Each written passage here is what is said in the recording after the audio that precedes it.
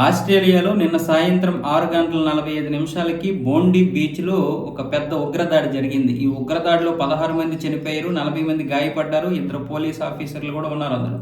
యూదుల మీద దాడి చేయడానికి, ముఖ్యంగా యూదులు హనూకా అనే ఒక పండగ చేసుకోబోతున్నారు. ఈ పండగకి సూచికంగా నిన్న బోండి బీచ్ లో కొన్ని వందల మంది యూదులు అక్కడికి వచ్చి సెలబ్రేషన్ చేసుకోవాలనుకున్నారు. సెలబ్రేషన్ లో మునిగిపోయారు. వీళ్ళు ఖచ్చితంగా ఇక్కడికి వస్తారని తెలుసుకున్నటువంటి ఈ ఉగ్రవాదులు, హమాస్కు చెందినటువంటి ఉగ్రవాదులు వీళ్ళు, అంటే గత కొంతకాలంగా పాలస్తీనాలో జరుగుతున్నటువంటి యుద్ధాల గురించి మనకు తెలిసిందే కదా. ఇజ్రాయెల్ హమాస్ యొక్క యుద్ధం ఏదైతే ఉందో ఆ యుద్ధం ఒక నెల రోజుల క్రితమే ముగింపుకు వచ్చింది. కాల్పుల విరమణలో ఉన్నారు. ఇలాంటి పరిస్థితుల్లో అమెరికాలో, ఆస్ట్రేలియాలో ఉన్నటువంటి యూదుల మీద అప్పుడప్పుడు దాడులు జరుగుతున్నాయి.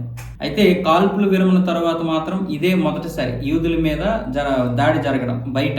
ఇప్పుడు ఇక్కడ కొన్ని వందల మంది యూదులు ఉన్నారని వాళ్ళకి తెలుసు. వీళ్ళు ఈ హనూకా పండగకి ఈ బీచ్ లోకి వస్తారని కూడా తెలుసు. అందుకే ఈ ఉగ్రవాదులు 2 గన్నులు పట్టుకుని విచక్షణ రహితంగా నిన్న కాలిస్తే అక్కడే స్థానికంగా ఉన్నటువంటి అహ్మద్ అల్ అహ్మద్ అనే వ్యక్తి వీళ్ళిద్దరిని అడ్డుకోవడం జరిగింది. ఒకడిని అడ్డుకున్నాడు, ఇంకొకడు ఏమొచ్చేసి అతన్ని కాల్చడం జరిగింది. అతడికి కూడా తీవ్ర గాయాలయ్యాయి. అప్పటికే 16 మంది చనిపోయారు. అప్పటికే అహ్మద్ అల్ అహ్మద్ గన్ తీసుకుని అతడికి ఎక్కువ పెట్టడం కూడా జరిగింది. అప్పటికే పోలీసులు రావడం, అందులో ఒకడిని లేపేశారు. ఇంకొకడు నవీద్ అక్రమ్, వాడిని అదుపులోకి తీసుకుని విచారిస్తున్నారు. వాడి ఇంటిని కూడా సోదా చేశారు. ఇప్పుడు వీళ్ళకి ప్రస్తుతానికైతే హమాస్ తో మాత్రమే సంబంధాలు ఉన్నట్లుగా తెలుస్తుంది.